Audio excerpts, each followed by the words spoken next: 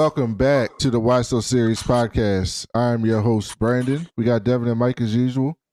and we are back on another Wednesday to talk about X-Men 97, episode 7, Bright Eyes.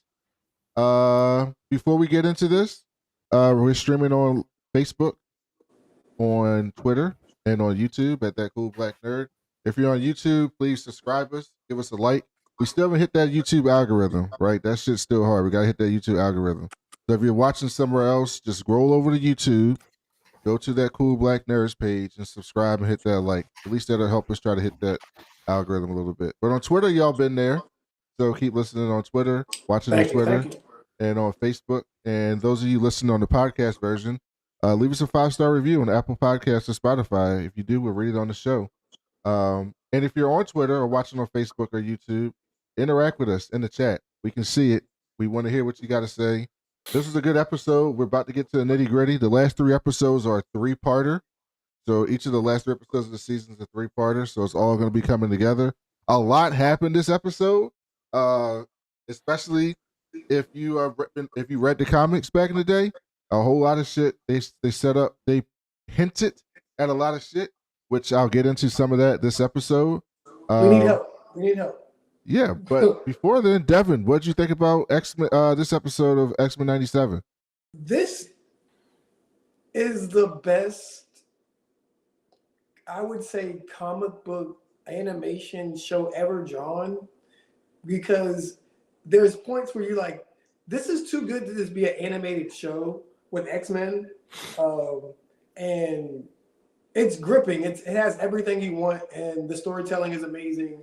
I am just thrilled that however long it took, this is what we're getting. We're getting good storytelling, adult storytelling. Like, it's not for kids. It's literally for people that read the comic book, introducing people that didn't read the comic books, and bringing them all to a place to tell a real story of how the creators intended it to be told. So, I'm here for it. I love it.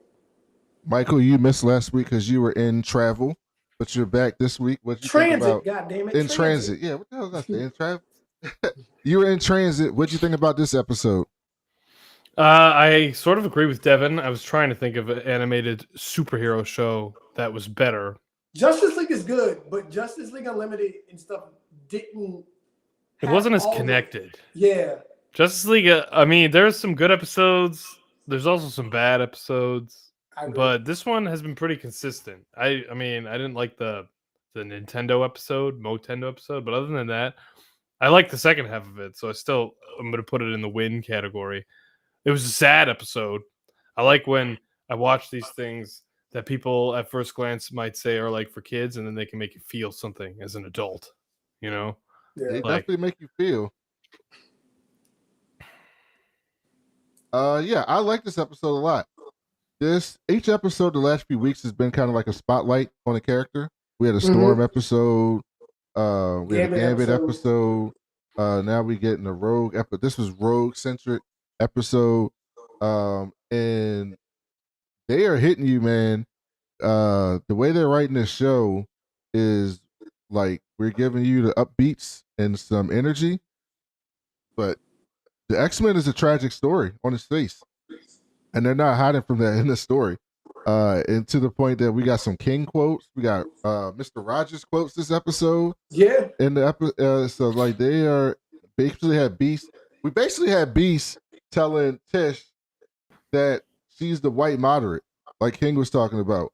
Like, you have the white moderate who more. I think the quote is something to do like, I don't know exactly, but it's basically like they're more worried about control or than progress, something to that extent. I used to know the quote. Tolerance. No, it's not tolerance. It's like the status quo. Not worried. Don't want chaos. People listening are probably like, "Yeah, how you don't know this fucking quote?" I know it. My brain's just fucked up right now. Okay, yeah. But yeah, Beast basically read Tish on that shit, and he talked about rise being the language of the oppressed, which is crazy because today on these college campuses, yes, that's what he's. So it hit home on this, but a lot of other things happened in the story that are really interesting that I want to kind of get to. So we can jump right in. And those watching on Twitter, YouTube, Facebook, jump in the chat if you got anything to say or any comments or any theories about what you expect to happen.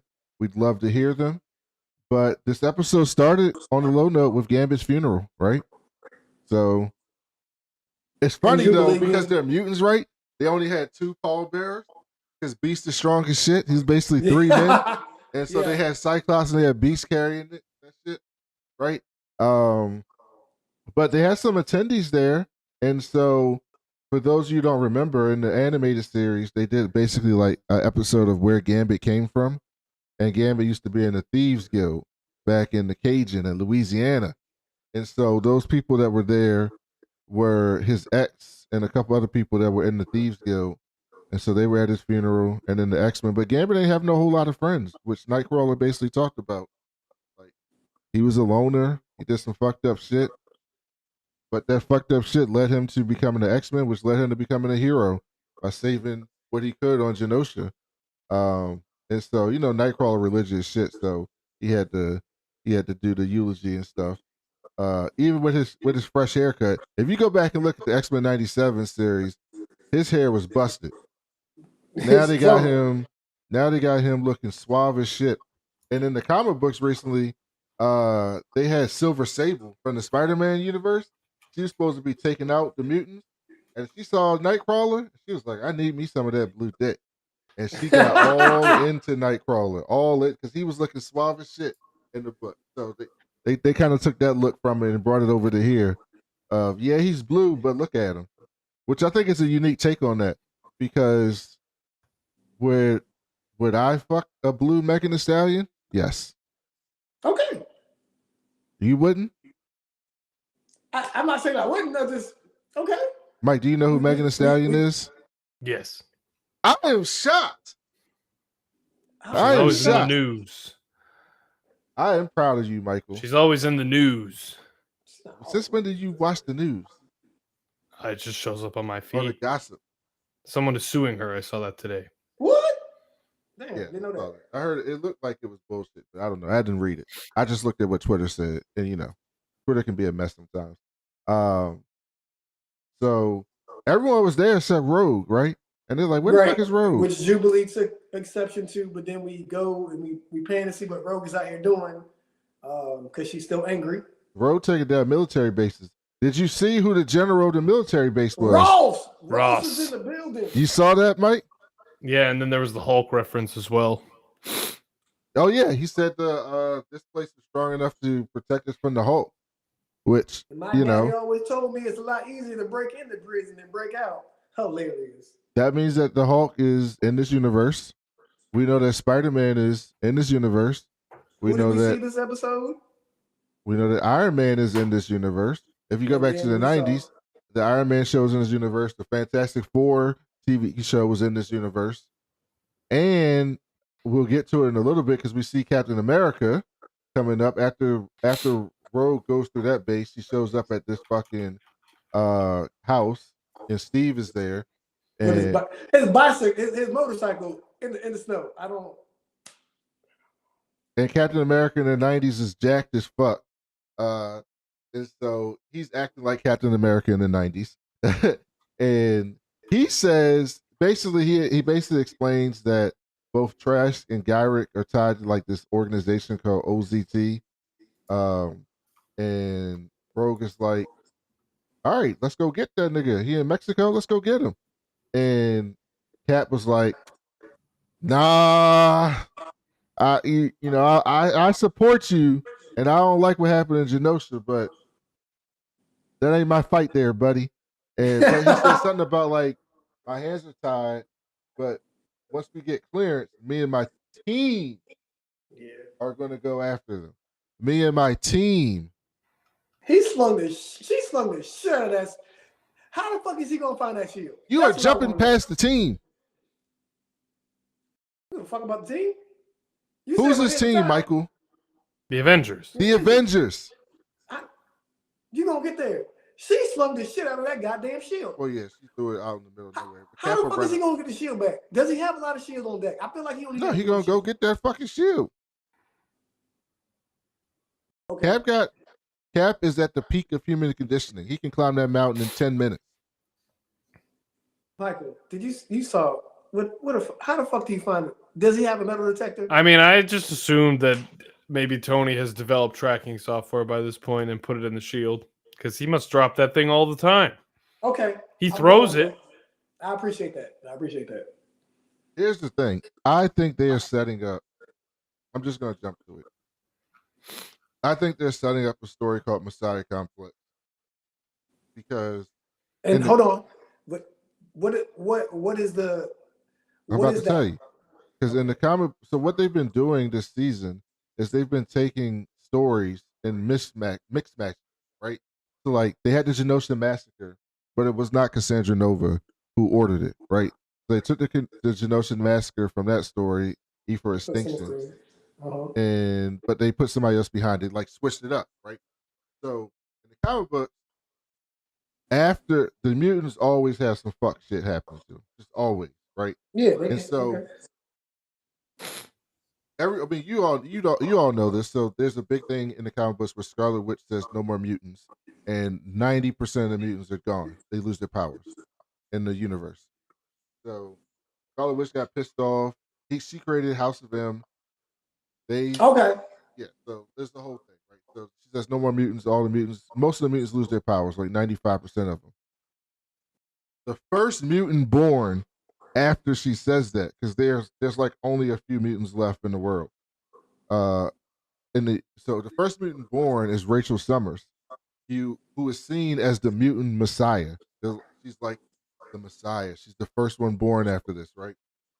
But there's also a lot of tales from her in the future about like what she does, and it's gonna have like the 6-minute war, and it's gonna wipe out humans from the universe. It's the whole thing. So Bishop's Uncle Tom ass comes back in time and tries to kill this baby. He's like, if I kill Rachel, then none of this shit happens. And Cable is like, I'm about to save this baby. Fuck you. And they basically have a chase through time. Who is the Summers girl to Cable? Was that sister?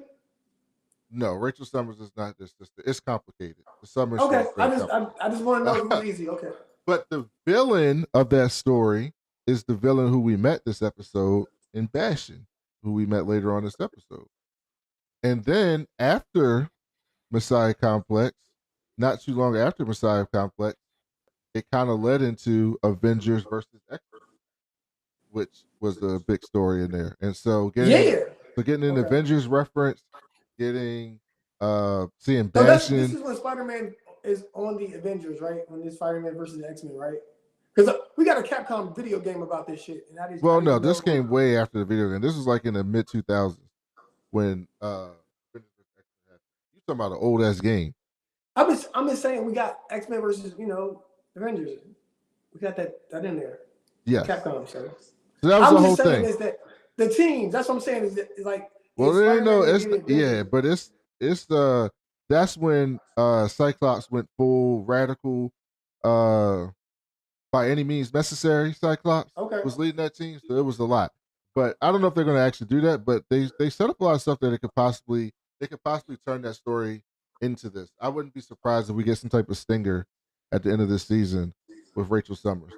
But Rogue, so Rogue is like, all right, then, do his shit.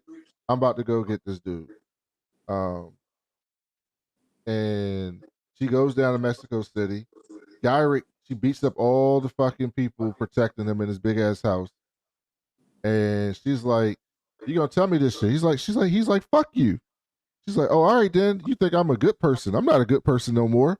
I'm pissed. You killed my baby daddy. Well, not my baby daddy. You killed my man. I love that man. Well, she did tell him no before. She didn't get to tell him I love him before he died. So she's like, kind of her man.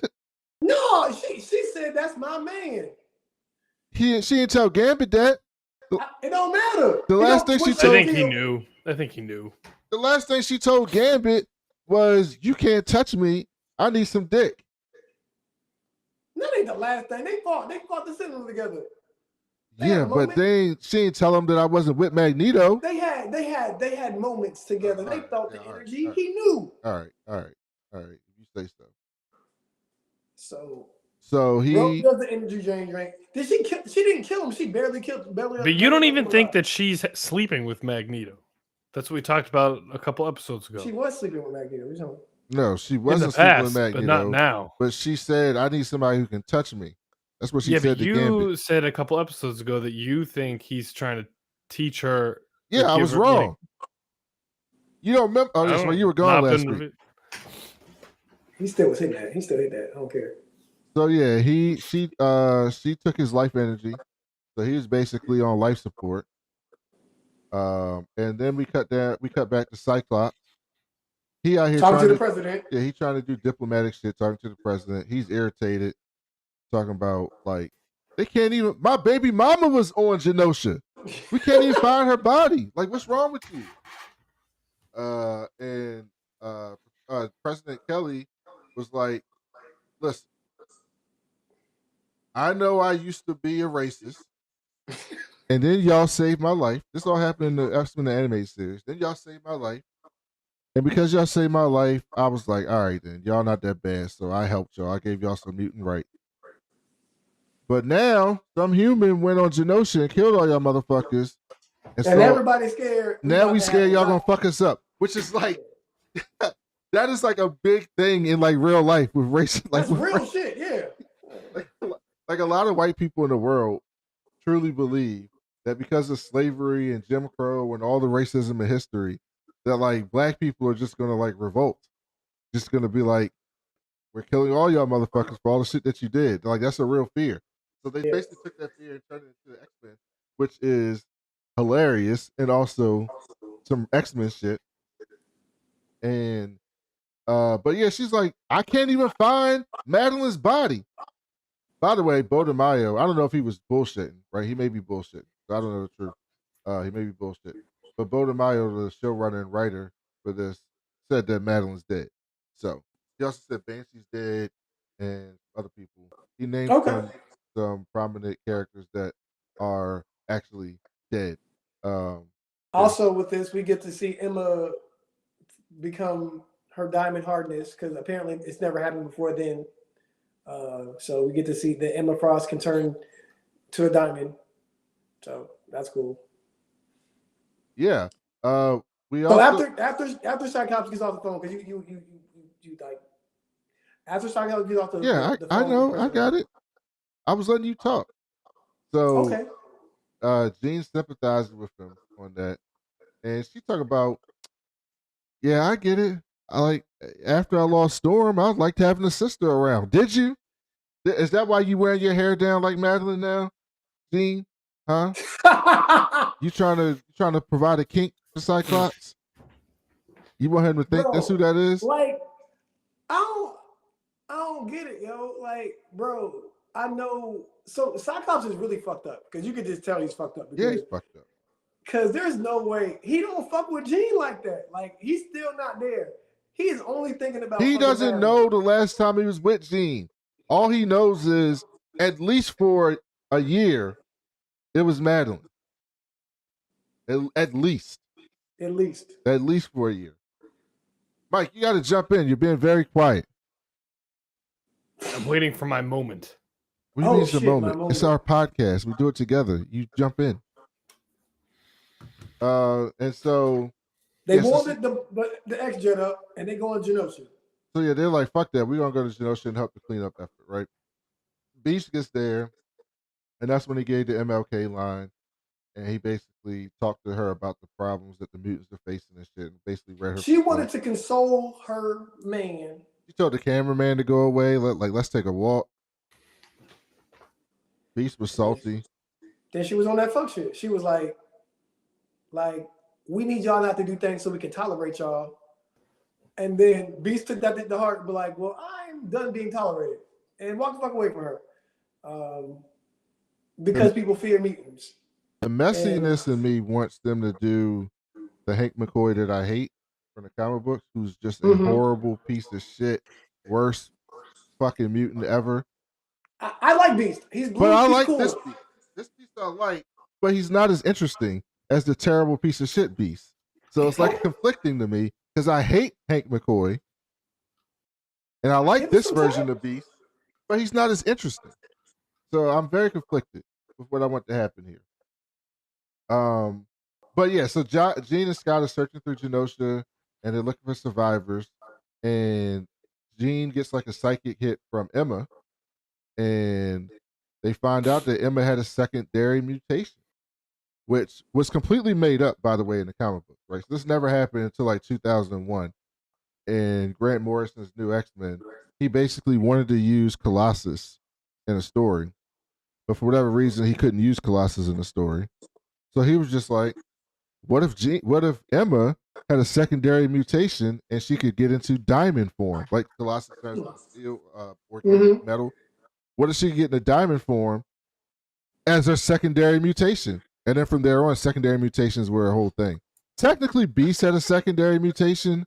Like technically, okay, so Beast used to look like a white man with big ass feet and ears and hands. Okay.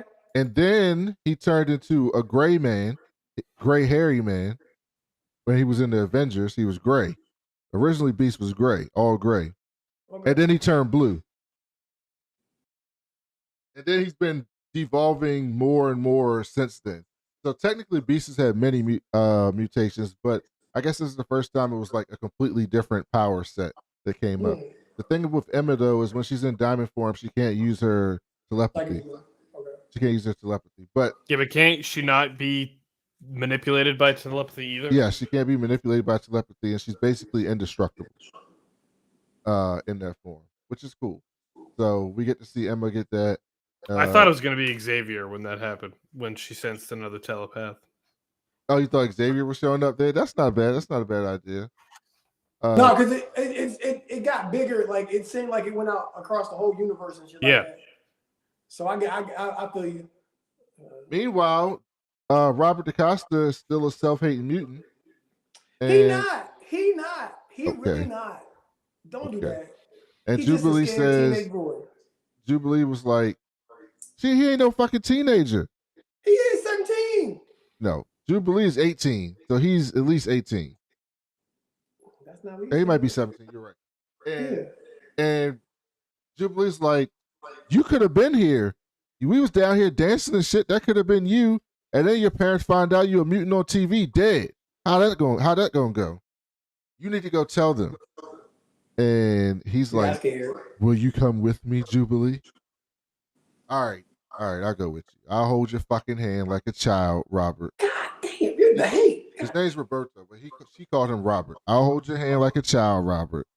Will that make you feel better, Bobby? She probably called him Bobby. Will that make you feel better, Bobby? And so they visited Roberto's mom, and she's like, all right, this is what you need to do. You need to ease into the conversation, butter her up a little bit, and then break the news gently. He walked in that fucking door, was like, my mama be mutant. I was proud of him. Standing ovation, sir. No, fuck that dude. Standing ovation. Hey, and then they bait and switch his mom. Yeah. Well, did they bait and switch his mom? I don't think they bait and switch his mom. What the way his mom responded is the way a lot of people respond in real life. Yeah, absolutely. When they find out, like, that was a complete allegory to like telling your parents I'm gay. You're gay. You're coming out. Yeah, I'm coming out. That was a complete allegory to that. Oh, I knew. We're okay. You think I don't know my child, my baby? Know my child. It's okay. We still love you. But my brothers and sisters, they homophobic, right? You can't come around grandma. That's essentially what they say, except they're rich, so they talking about stock prices and shit, which is even less personal. Can't nobody know you do this shit. So the little flamey shit, no. We get a rundown really quickly of how Roberto's had his powers. He burned down 3 houses, a yacht, and some other shit. The fact that they gave that little boy a fucking yacht, Jubilee was right. Can't nobody who grew up in this shit be normal. Yeah, absolutely. Can't nobody, even Mike doesn't have a yacht. Mike, you're supposed to laugh for something. Where are your words? You said like 6 words this whole episode. What the hell are you doing? I was traumatized by the wasp. The wasp is not even in there. Mike, tell the people about your wasp. There's a wasp in my room, and I was too afraid to kill it. So now I'm just Now it's just in there waiting for me to come back. But I Cowering know it's in going to be fear gone. on a podcast. This is a lot. Michael, this moment in time will never go away. You are cowering in your own home due to a wasp. I might sleep on the couch. That's at least slapping. God damn it. Like, God what's damn it. wrong with you? Get some spray, Michael. You know what black people do? We get raid and spray wasps. This is what, because it's him or you, Michael. I mean, it's we're both. We'll see. I don't know. You know, I'll text you as soon as I find a resolution. I think I'm gonna go back in there after this, and he's gonna be gone, and I don't know what I'm gonna do. He's gonna get you at night. How about you have some energy now? I need some energy from you, Michael. I need some. What do you think about all this? What do you think about Roberto talking to his mama? I am so uninterested with the Roberto storyline. Why? So uninterested by that and Jubilee. I don't care about Roberto. I just want to see what Oh happens yeah, we with found out this Genosha. weekend that Mike doesn't like any women superheroes. That's not And true. we told his girlfriend. I told his girlfriend, and she was like, "Oh yeah, that makes sense. That sounds." I about didn't right. see one movie. I've seen every other one. He hasn't seen the Marvels. He don't like Jubilee. I don't like Roberto He either. didn't like Thor: Love and Thunder. Surprisingly, that's Surprisingly, the Thor movie with the female Thor. Oh my with God, Jane you were gonna Foster. say that. It's a pattern here. It's the pattern. Michael, it's going. It's leaning. It's leaning. I also didn't like Doctor Strange. I liked Wakanda Forever. Okay. Now you're just pandering. No, Now you because just that's the pandering. only good movie that came out. Now you just pandering. Oh my God, this shit is hilarious. But yeah, It's the Michael's not MCU. That's what Michael says when he's not with us. Oh I my don't God. like the MCU. I don't like the MCU. Mike, we gotta get you off Reddit. Okay? We gotta get you off Reddit. Reddit's probably pretty divided on it. I haven't checked though. What I read about the what's the weird other one threads, called, Mike, that you told me about? What? The one that's worse than Reddit. Oh, like that 4chan or something? Yeah, 4chan. Yeah. Yeah, Did they talk 4chan's about really bad. Did they talk about the MCU on there? I don't read 4chan. There you go, Mike. There you go. That's the right answer. Anyway, yeah. So she tells them like, listen, we can't let the public know this because the stock price is gonna drop. I'd have been like, bitch. I feel like that shit hurt him. I feel like that shit hurt him more than not telling his mother. Like she was like, bitch, he said disappear. Because apparently, where the fuck he gonna be at? It's essentially, I support you, but I don't really support you. You can't stay here. You can't stay here no more. I don't really. Like, which is some real fucked up shit to say to your child. I can't, man. And Jubilee was like, I knew this bitch. She was side-eyeing her the whole time. Like, the whole this time. is why you need to come stay at the X Mansion. I got a room for you, baby. You can stay with me. There's no Charles there to tell me I can't have no boys in my room either. Not yet. There's about to be. Yeah, there's about to be Charles. So what happened after that? What happened after that scene? Did we go back? So then Trash sends the message to the X-Men. And he's like, come to Madripoor. Okay, yeah. So we go to Genosha. The passageway.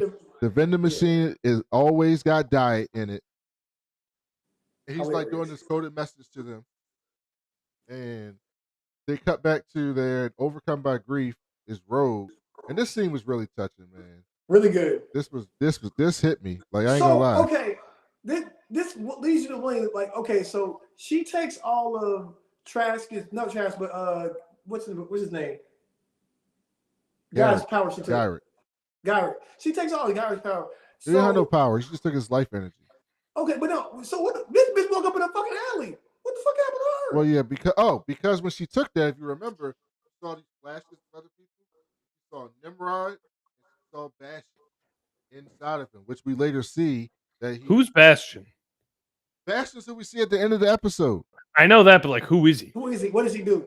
So it's Bastion is a it.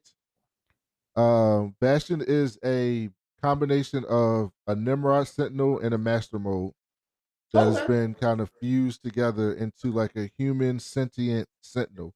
It's like the ultimate mutant killer. Bastion is the ultimate mutant killer. So it's been around since the 90s. Okay, so what the fuck is it? The Trask. Okay, keep going. But I guess I just want to know how the fuck this Bastion guy became a thing. That's what I want to know. I need all the answers. Well, they didn't explain the background in the comic books. I'm sure they will. But if you looked at the intro, you see a Master Mode making a Nimrod. A Nimrod is like a crazy powerful Sentinel that can't be destroyed. Anytime it dies, it reconstitutes itself, and it's almost like Doomsday, where you can't kill the Nimrod that same way again, right? Or for people that Terminators, it's like a little Terminator thing, like T2. No, T2 got destroyed. Nimrod but it kept coming back for a little bit. Nimrod would have come back from that, and then if you tried to melt Nimrod again, he wouldn't melt. So, and now Nimrod is like crazy in the comic books now. But yeah, so that's basically Bastion. So he looks like a human, right? So he can kind of get in and out of places that a Sentinel obviously could not get in and out of. And he's somebody you don't want to fuck with. Essentially, you don't want to. Bastion does damage in the book. Bastion does damage.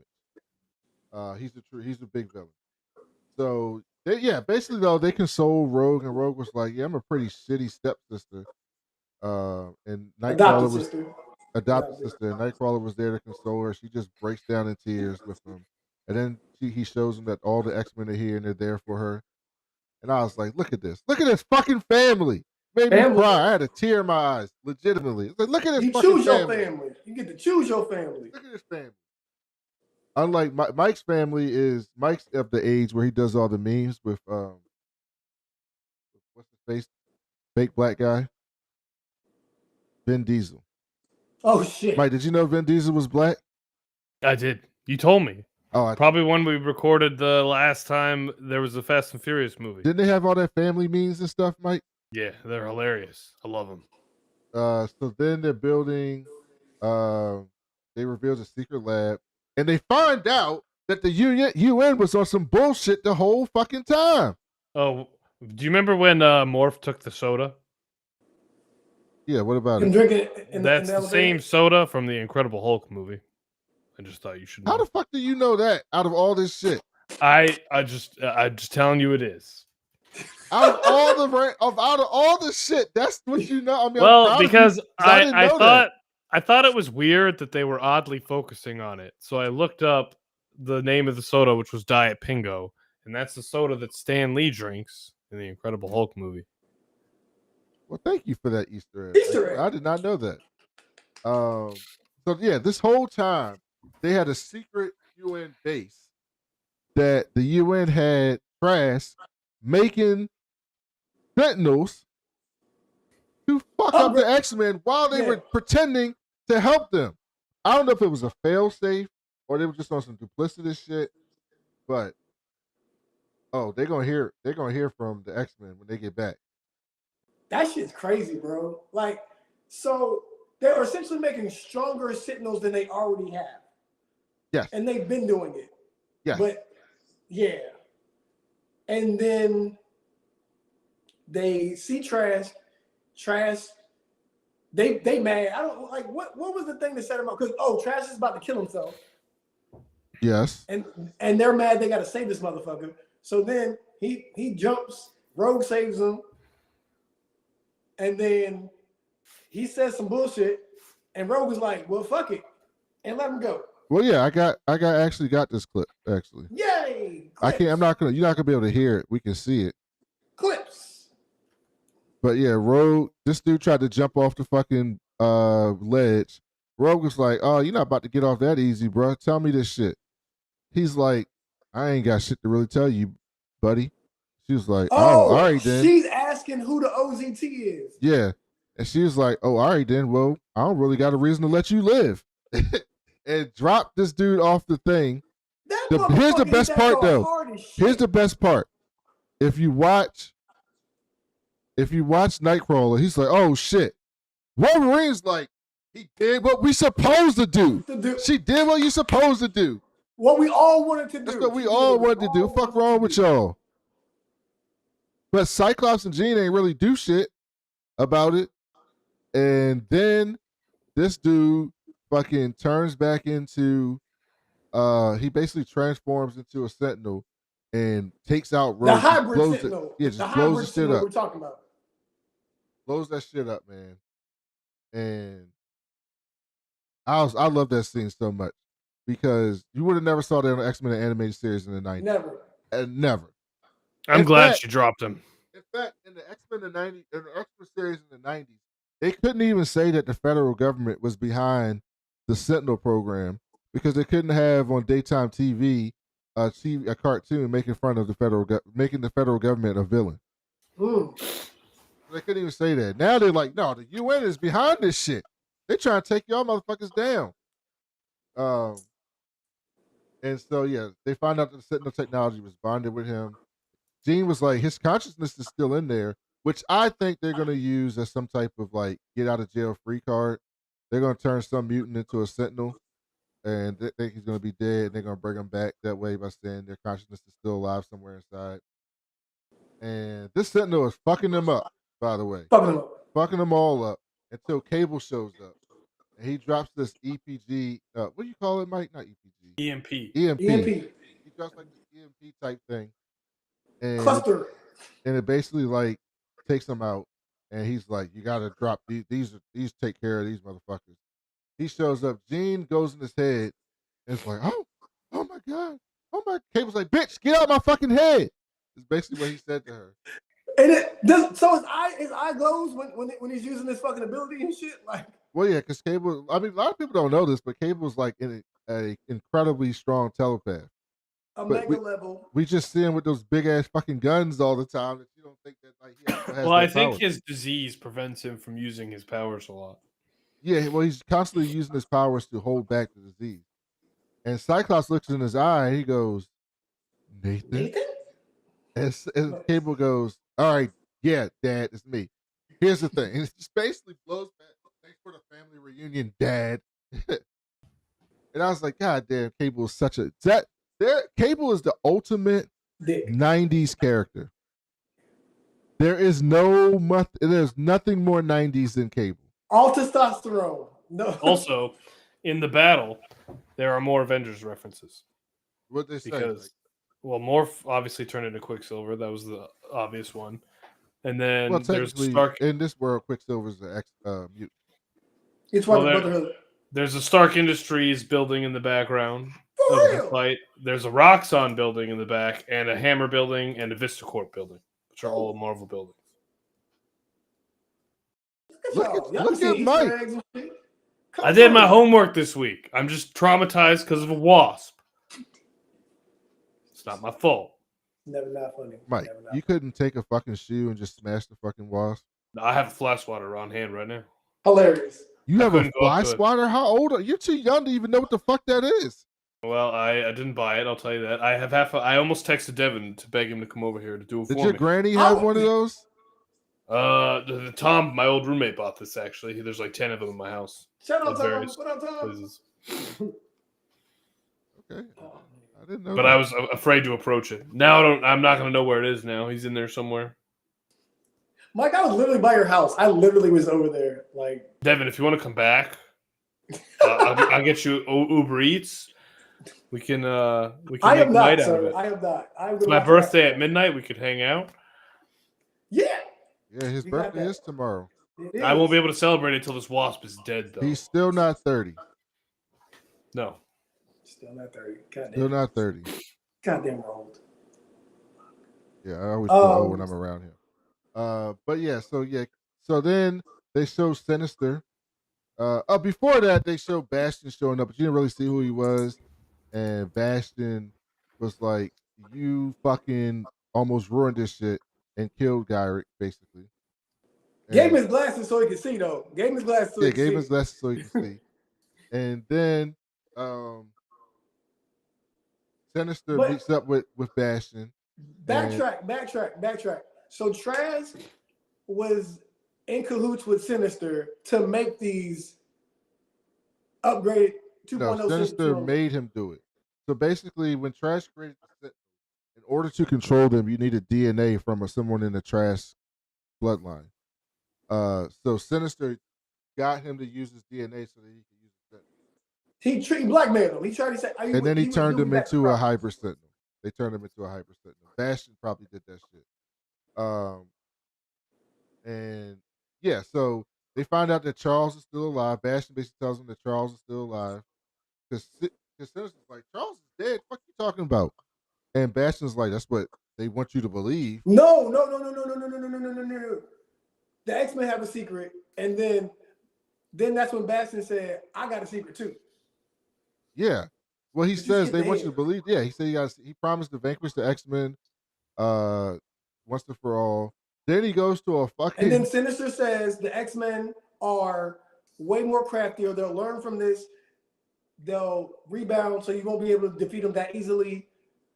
And then that's when they go to this fucking barbershop, and Magneto's in there. And Bastion up there giving him the old school Cedric the Entertainer joint from Barbershop. With the, like cutting his beard. Straight razor. Straight razor. Nice and clean. And he got a power dampening collar on. And he's basically like, don't fucking move. It'll cut you up, buddy. And so we know we haven't seen a power dampener collar since the OG show.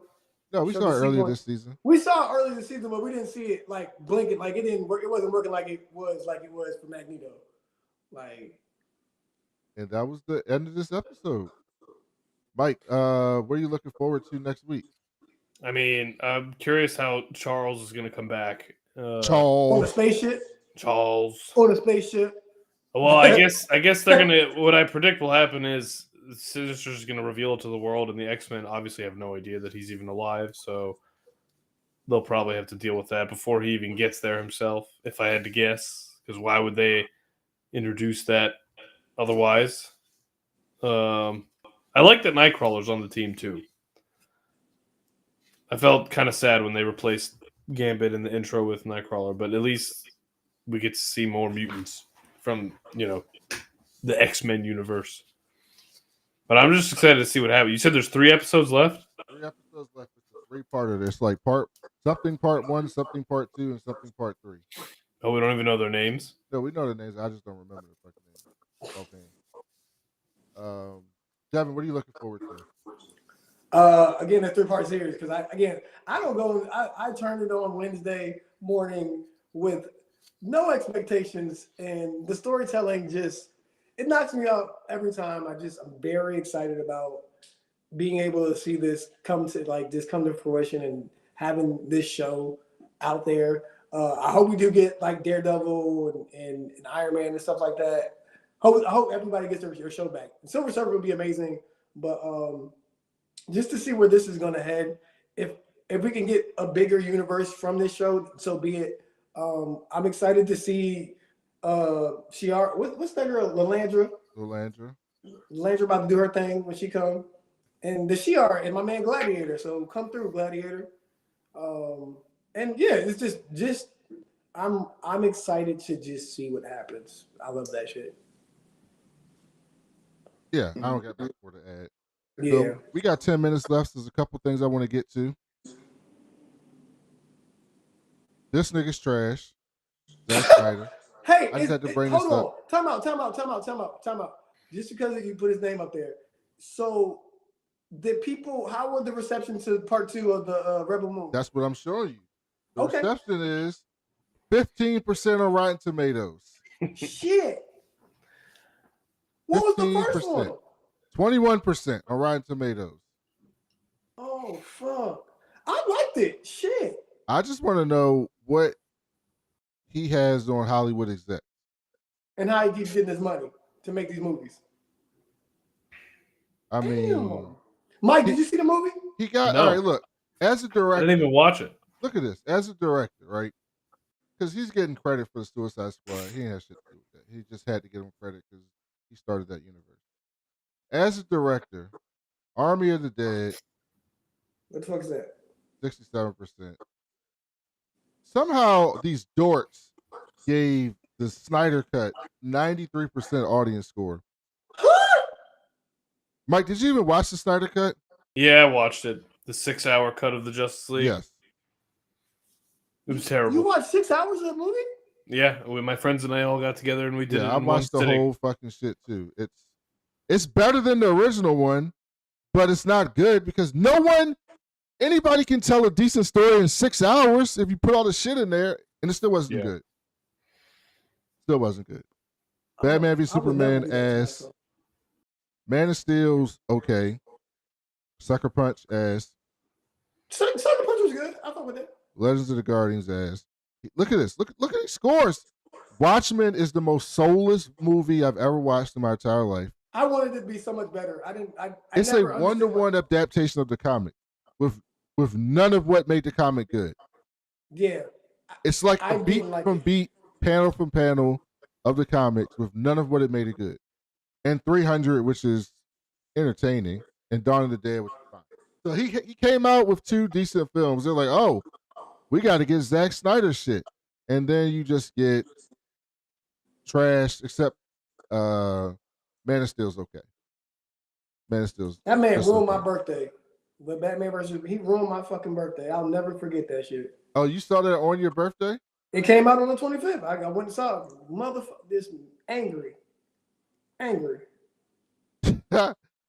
Devin, did you we're gonna do this on the show. I'm on episode 7. You're 3 episodes behind? Devin, what the fuck? What do you want? I'll watch it. And then I travel, sir. I travel a lot. Yeah, then you be in a hotel doing nothing. No, I like audiobooks. I'm learning shit. Like, okay. But yeah, like, just like I have not watched the end of Curve yet because, sir, I'm sentimental, sir. I don't want to. Reddit said he got emotional during the Curb finale. I don't want to let go. Shogun might be the best series of television I've ever seen in my life. I agree. Especially I don't even know if that's hyperbole. The way that show ended, they nailed the ending. It's fucking incredible. Why wouldn't they nail it? This is history. This is. Well, it's historical fiction. Like, those aren't the real names of the people. Those aren't the real people. Damn near close. What did you watch the fucking shit? Yes, but then I'm going to tell you is it's historical fiction. It's based off of history. Yeah, but they won't there. Right? I got you. No, I'm saying Toranaga was not there. It's a different person. Right. John Blackthorne was not. That's not the person's name. Correct. They were different people. So it's like based on history, but it's not actual. But they can't fuck that up because again, I've said on this show for many years, feudal Japan is the best shit ever. The best shit ever. Samurais, ninjas, and shit. The best shit ever. It don't get no better than that. I'm gonna watch it. Just give me a chance. And Mike, Devin, did you watch Severance? No. I watched the Mike, first season. did you watch Severance? No. Okay, Severance is another excellent TV show on Apple TV Plus. Adam Scott is amazing. How do you know he's in it? I told you watch the first season, motherfucker. Shut up. Oh, I just asked did you watch Severance. You said no. I said I watched the first season. I didn't watch. I know it wrapped up. I know they had another season. No, I'm saying season 2 wrapped filming. It's done. Okay, it just finished filming. Severance season 2 is done, so it'll be out later this year. Devin, I don't know. I know you don't get excited about a lot of TV shows, but Severance was fucking great. It was great. No, I fucking love anything that really pokes fun at like how fucked up the society we live in right now. Like a big middle finger to like corporate America and just the structure and this shit. I love it. And then like the internal like monologue of that man trying to figure out what the fuck is going on at this workplace. Then him finding it's fucking great. It's fucking great. Mike, you and Rachel should watch that. I'm looking at it right now. Severance it looks interesting. It's not a superhero show. It's just a fucking great television show. Well, Rachel and I have a list now because we're about to watch 3 Body Problem. Severance should go at the top. Really? Yeah, I like 3 Body Problem. No, Michael. Don't listen to Brandon. Don't listen. Do it if you're gonna daytime watch. Yes. Do the Netflix thing at night. But the real question I have for the both Severance of you is better than the 3 Body Problem, even though I like the 3 Body Problem. The real question I have a unique opportunity tomorrow. Very unique opportunity, and I need your opinion on how I should use it. What is it, Mike? Tomorrow is the one day I can get Rachel to watch any movie I want, and she has no choice but to watch it. So which one should I pick? I've already made her watch Into the Spider-Verse. Wasn't her thing. I was very disappointed. Why? So what do we think? What's the best comic book movie that I could use to segue her interest? None. I mean, None. Rachel Don't would be an probably asshole. like Logan or Joker. Those No. are such bad movies. Yeah, no. No, but None of she's that. not a superhero fan. So to a Yeah, How do we? non what's the What can we movie? show her that'll to a make non her? superhero person, those are great movies. That's why they won awards and shit, because they're fucking greatly written, acted. But we don't movies. support those kind of movies on this podcast. But it's okay. Then you should be. Then it should Don't be watch Winter any of those Soldier. movies, Michael. The Winter What Soldier, movie- that's not bad. What movies do you like, Michael? All of them. Actually, you know what? If you want to have fun, you should watch Ragnarok. Oh, really? That was she doesn't Ragnarok like is all the fucking fun. jokes. She doesn't like all the jokes. She doesn't like the jokes. To a certain point, so I decide. Oh, I actually meant to bring this up on this episode. What is her favorite genre of movie to watch? She likes all kinds of things, but her problem with What's the her superhero favorite movie? movies is she feels like it's just so it's almost too comical. And actually, so when we were flying back from Dallas on planes, I always watch movies that I think are just terrible that I haven't seen yet. You know, because it's a good opportunity to catch up. Watched Yes, no, I still haven't even watched that. I watched Aquaman 2. I dropped my phone. Fuck you, yo. I watched Aquaman 2. Nope. And so she's like looking over. It was a terrible movie. Like I knew it was going to be terrible, but I felt like I had to watch it for the context. And she doesn't even have the headphone in, and she's reading the dialogue, and she's just laughing at how bad the dialogue is. Anytime, pretty much Jason Momoa says anything, and so obviously it's different for like Thor and some of the Marvel movies. But I don't think she's gonna like all the. I think she likes things that are more grounded and a little bit more serious. Well, again, So Joker or Logan. he's not wrong. I mean, he's not wrong. Those are the most grounded superhero movies you could possibly watch. We're The not. Winter Soldier. The Winter Soldier was pretty good. That was a good suggestion. Yeah, Winter Soldier. That one's pretty grounded. There's a few jokes between Black Widow and Captain America, but they happen at like good moments where it makes sense to make those I actually jokes. would be interested to see what Rachel thinks about Joker. To be quite honest with you, I just want y'all to watch something that somebody can enjoy. Why do you want to watch these superhero movies? Why do you want her to try to? Why are you trying to make her watch something she doesn't want to watch? Only one day out of the year. yeah, Devin, stop that. Nah, I'm not sitting here making her watch it every week. I hear you. I hear you. Last thing Devin. before we go, Devin, Yes. can you tell the people what you're watching in anime? Right now. Fable, new spring anime. Fable is really good. I got a good recommendation. Windbreaker is really good. Go Loser Ranger is good. You should watch it. My Jobless Reincarnation is back. What is that? Part 2. It's a great anime. Great manga for people that read the mangas. Yeah, but what is it? What's it about? It's literally like this guy gets dropped into the main character. His name is Rudius. He gets dropped into a world that is topsy-turvy. His whole place where his family grew got blown up, just disappeared. So he's a mage, and it's like him trying to find his way back to his family, his homeland, becoming a better mage.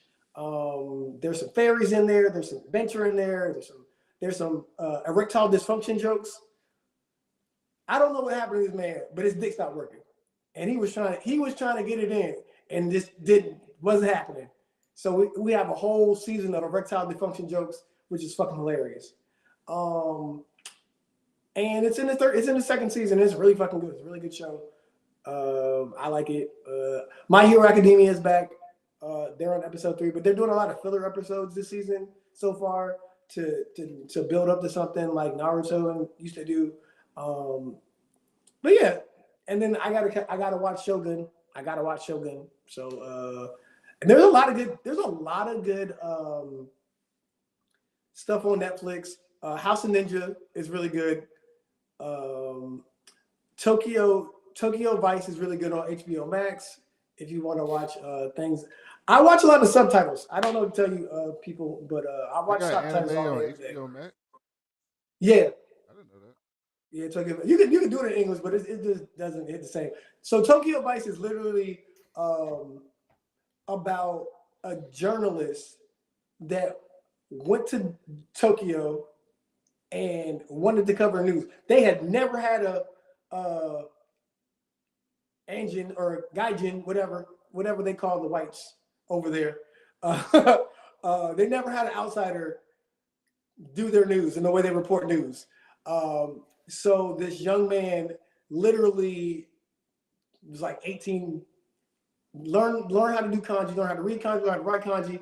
You have to pass an exam to even just be an entry-level person into the industry of news reporting in Japan.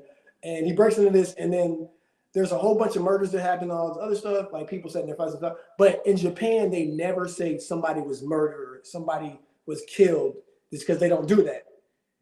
And they're trying to get to the bottom of it. They're fighting the accuser and stuff like this. People on it's really good. It's really lengthy. Get into it. What about Kaiju number 8? What's that?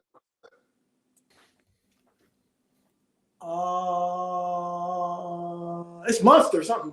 Monster number 8. That's what it is. That's what Kaiju is. You not watching that one? I've been seeing a lot of stuff on that one. Nope. Doesn't sound like you're watching that one. I heard of it, but I don't. That's not on your list. Not on my list. No, because again, that's a lot of stuff to watch. Like they come out on Saturdays. What about Jujutsu Kaisen? You watched that? Yeah, it's great. It's season 2's over. And that it was fun. I heard that show was just like a big ass fucking fight every episode.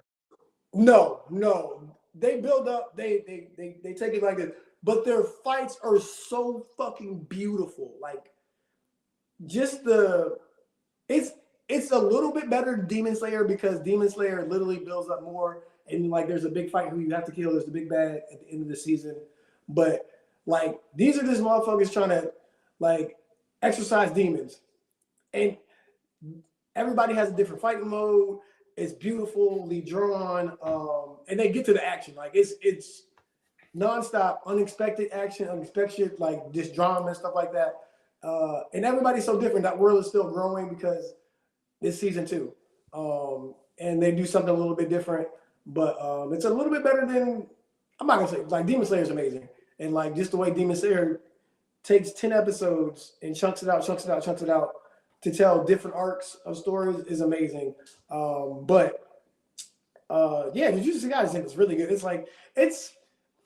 I would say my favorite animes of the last like 3-4 years is Vinland Saga, and that's on Amazon Prime and Netflix.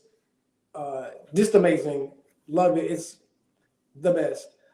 Then Demon Slayer. I would say the Entertainment District arc was really good, and then the Swordsmith arc was really, really, really good.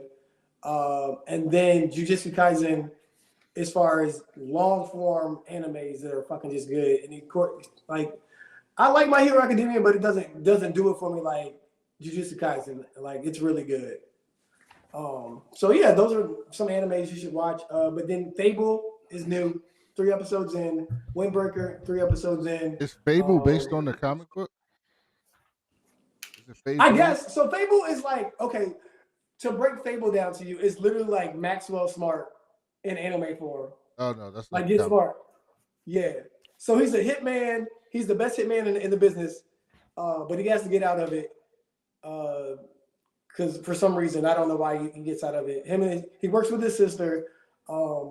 But he's just an everyday dude just trying to lay low, and he uses his skills to do crazy shit. And then like he likes this dude called the Jackal, has no shirt on with a tie, and it makes him laugh.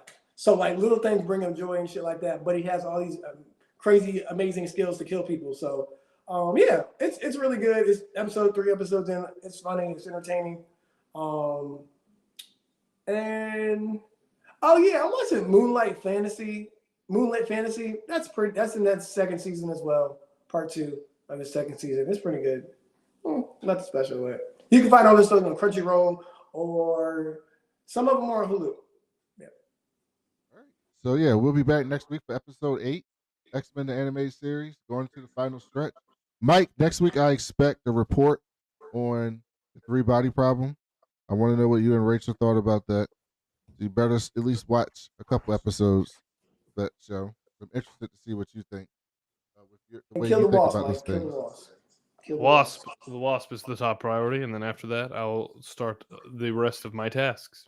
I will be on Post Wrestling, the MCU Later show with my man Rich Fan and WH Park later tonight to talk about episode 7 of X-Men the animated series. That's going to be a great time to talk about this even more because I really enjoyed this episode. With some real nerds. Yeah, they're going to nerd out. So go over to the Post Wrestling website, Post Wrestling Cafe. My bad. Go to the Post Wrestling Cafe and check that out. And we will be back next week. Thank you all for listening, and talk to y'all later. Peace. Thank you.